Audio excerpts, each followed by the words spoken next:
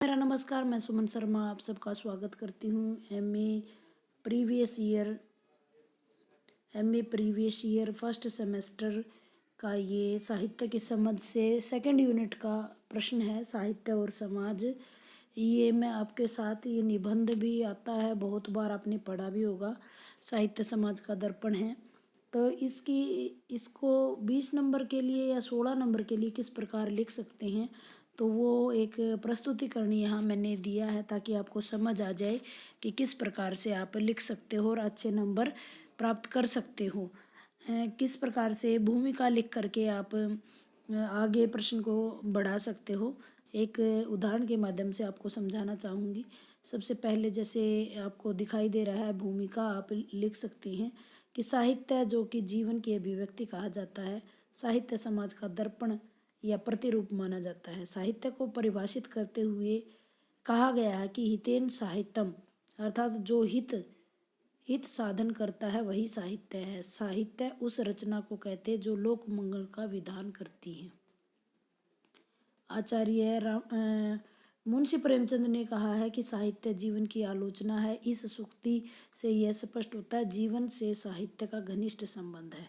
आइए साहित्य के अर्थ को देख लेते हैं कि साहित्य का जीवन की अभिव्यक्ति किसी न किसी रूप में अवश्य होती है। इसका कुछ अंश यथार्थ तो कुछ काल्पनिक होता है।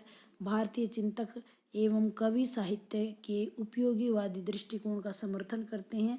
कविवर राष्ट्र कवि जिन्हें कहा जाता है, मैथिली शरण गुप्त के अनुसार कि जो कला को बस कला के अर्थ में और स्वार्थी करते हुए कला को व्यर्थ ही करते हैं, तो कला केवल सौंदर्य का विधान नहीं है, अपितु वह सत्यम शिवम सुंदरम युक्त होकर लोक मंगल का विधान करती है।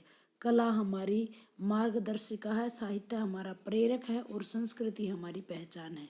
इसकी अभिव्यक्ति निम्नलिखित पंक्तियों के माध्यम से की जा सकती है। किंतु होना चाहिए क्या, कुछ कहाँ व्यक्त करती है, इसी को तो कला। अब मैं प्रश्न की रूपरेखा आपके सामने रखना चाहूँगी कि किस प्रकार से आप प्रश्न को कर सकते हैं। अगर ये डायग्राम के थ्रू आप सीख जाते हैं तो आपको प्रश्न को आगे बढ़ाने में कोई भी दिक्कत नहीं आएगी। सबसे पहले हम भूमिका को लेते हैं, साहित्य का अर्थ को। जैसा आप जानते हो, मैं इसको थोड़ा सा नीचे कर लेती हूँ ताकि आपको दिखाई दे अच्छे से। साहित्य, पहले भूमिका लिखेंगे, फिर साहित्य का अर्थ प्रदान करेंगे, फिर साहित्य और साहित्यकार और साहित्य की महत्ता के बारे में बताएंगे। साहित्य की क्या उपयोगिता है, साहित्य और समाज का क्या संबंध है, साहित्य जो सामाजिक परिवर्तन है और साहित्य में क्या प्रभाव पड़ता है।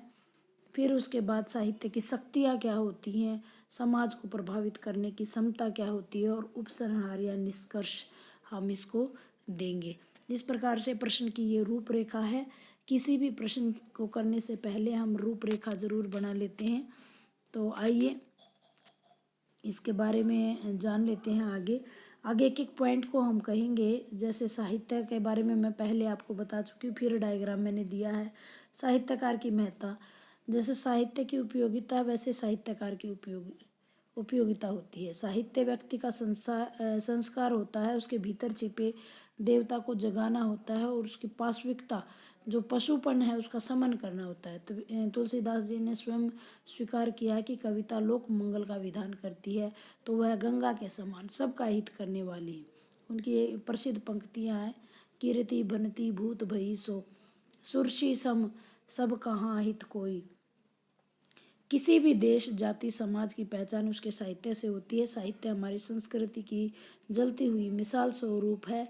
वही हमारे राष्ट्रीय गौरव और गर्व की वस्तु है। भारत की वास्तविक पहचान वे कालजयी कवि और लेखक हैं जिन्होंने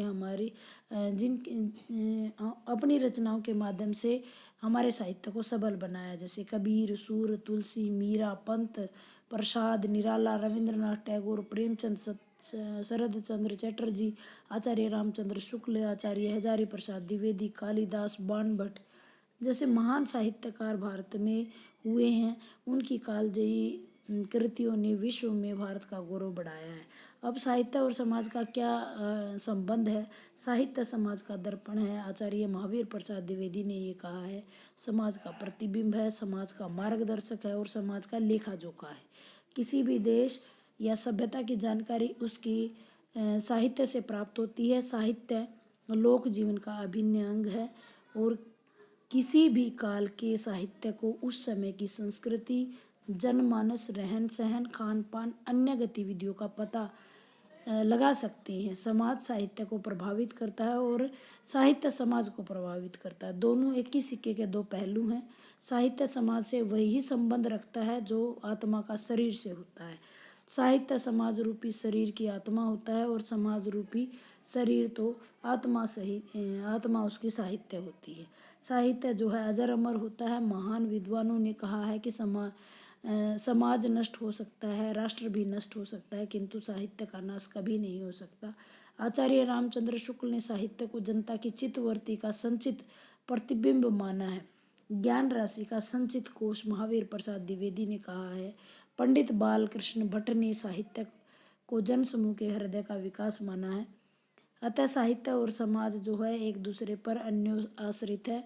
समाज का पूरा प्रतिबिंब हमें तात्कालीन साहित्य में दिखाई देता है। समाज में व्याप्त आशा, निराशा, दुख, सुख, उत्साह, हताशा जैसे भाव जो है साहित्य को प्रभावित करते हैं। इन्हीं से साहित्य के स्वरूप का निर्धारण होता है। समाज में यदि निराशा व्याप्त है तो साहित्य में निराशा झलकेगी। जैसे आप कोरोना का एग्जाम्पल ले सकते हो। आज से पहले के 2019 से पहले के साहित्य में कोरोना नाम की कोई बीमारी का वर्णन नहीं है। जो मानसिक रूप से कमजोरियां आ रही हैं वो इसी कोरोना के बाद ही दिखाई दी हैं। तो इसका मतलब तो आपको समझ ही आ रहा है कि साहित्य पर समाज का और समाज पर साहित्य का प्रभाव बना रहता है। समाज में यदि युद्ध का खतरा व्याप्त है तो साहित्यकार ओज भरी वाणी में दुश्मन पर टूट पड़ने का लिए आह्वान करता दिखाई देगा। जनता में अनेक आकांक्षाएं, चिंतन, मनन, विचार, तर्क सब कुछ साहित्य में हमें देखने को मिलता है। साहित्य की आवश्यकता हर समाज को रहती है। कहा भी जाता है कि अंधकार है वहाँ जहाँ आदित्य नहीं है, मुर्दा है वो देश जहाँ साहित्य नहीं है। सामाजिक परिवर्तन और साहित्य के बारे में आप क्या अगला जो हमारा बिंदु है वो साहित्य परिवर्तन और सामाजिक परिवर्तन और साहित्य। साहित्य में किसी भी प्रवृत्ति का उदय तात्कालीन परिस्थितियों के कारण आता है। इसीलिए हम आदिकाल की, भक्ति काल की, रीतिकाल की सभी की प्रवृत्तियाँ परिस्थितियों को पढ़ते हैं कि उस समय का समय कैसा रहा, कैसी कैसी परिस्थितियाँ रही हैं, राजनीतिक कैसी, आर्थिक कैसी, सामाजिक कैसी। तो ऐसे ही हम जनता की चित्तवृत्तियों की बदलती हुई और उन चित्तवृत्तियों के बदलने से साहित्य का स्वरूप भी परिवर्तनशील रहता है।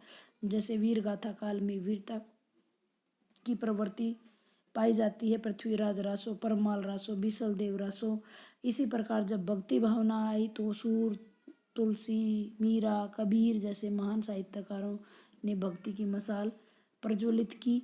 रीतिकाल में विलासपूर्ण प्रवृत्ति रही तो जनता में प्रेम, सौंदर्य, श्रृंगार के प्रति अभिरुचि बढ़ी। इसी प्रकार बिहारी की एकमात्र रचना बिहारी सतसई श्रृंगार रस का सर्वोत्तम उदाहरण बनी। जब जब साहित्य समाज की विचारधारा में परिवर्तन हुआ है तब तब साहित्य का स्वरूप बदला है। साहित्य की शक्तियाँ क्या है? साहित्य में व्यक्ति और समाज को प्रभावित करने की अपार क्षमता है। कहा जाता है कि विलासरत राजा जयसिंह अपने राजकाज को छोड़कर नवोडा रानी से प्रेम में इतना डूबा हुआ था कि उसने अपने होश व हवास नहीं था खो दिए थे। किसी का साहस नहीं था कि महाराज को कर्तव्य का बोध कराए। तब बिहारी ने अपने एक दोहा लिखकर उनको भेजा, नहीं पराग नहीं मधुर मधु, नहीं विकास इही काल, अली कली सो बांध हो आगे कौन हवाल। इस दोहे में छिपे जो अन्योक्ति पर अर्थ है राजा उसको भली भांति समझ लिया था और महल से बाहर आकर राजकाज में संलग्न हो गया। इस घटना से यह तथ्य प्रमाणित होता है कि साहित्य में असीमित शक्तियाँ हैं। साहित्य के द्वारा व्यक्ति और समाज का निर्माण किया जाता है। सत साहित्य अच्छे साहित्य से आचरण को गढ़ता है, मनोविकारों पर अंकुश लगाता है, सन्मार्ग की ओर प्रेरित करता है। साहित्य की शक्ति तोप से कहीं अधिक है। तोप का मुकाबला अखबार ही कर सकता है। कलम का सिपाही कभी नहीं हारता है, इसकी ताकत असीमित होती है, वह सीधे दिल पर प्रहार करता है, उसकी चोट बाहर घाव न पहुंचाकर अंदर प्रभाव डालती है। समाज को प्रभावित करने की क्षमता, जैसे साहित्य जनता को प्रेरित करने की अपार क्षमता से संपन्न होता है। स्वतंत्रता संग्राम के अवसर पर सॉरी यह कविता जो पुष्प की अभिलाषा शीर्षक से प्रकाशित हुई, अनेक लोगों के लिए प्रेरणा स्रोत बन गई। मुझे तोड़ लेना बनमाली, उस पथ पर फेंक देना तुम, मातृभूमि पर शीश चढ़ने जिस पथ पर जावे वीर अनेक। निष्कर्ष के रूप में कहा जाता है कि किसी भी समाज की वास्तविक पहचान उसके साहित्य से होती है। साहित्य ही समाज के लिए प्रेरक, निर्धारक और भाग्य नियंता होता है। दूसरी ओर समाज की चित्तवृत्ति के अनुरूप ही साहित्य का निर्माण होता है। साहित्य में समाज की आशा, उपेक्षा, आकांक्षा, हताशा, उत्साह, अवसाद, हर्ष और विषाद सभी कुछ व्याप्त होते हैं। उम्मीद करती हूँ छोटे से वीडियो के माध्यम से आपको प्रश्न को किस प्रकार लिखना है, किस प्रकार से आप ज़्यादा से ज़्यादा अंक अर्जित कर सकते हैं, वो सीख सकते हैं।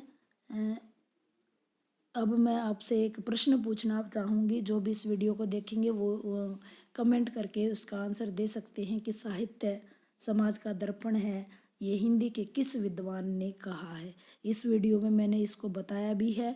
अगर आपने वीडियो को ध्यान से सुना है तो आप इसका आंसर आसानी से दे सकते हैं, और बहुत बार यह प्रश्न पूछा भी जाता है। उम्मीद करती हूँ जानकारी आपको अच्छी लगी होगी। धन्यवाद।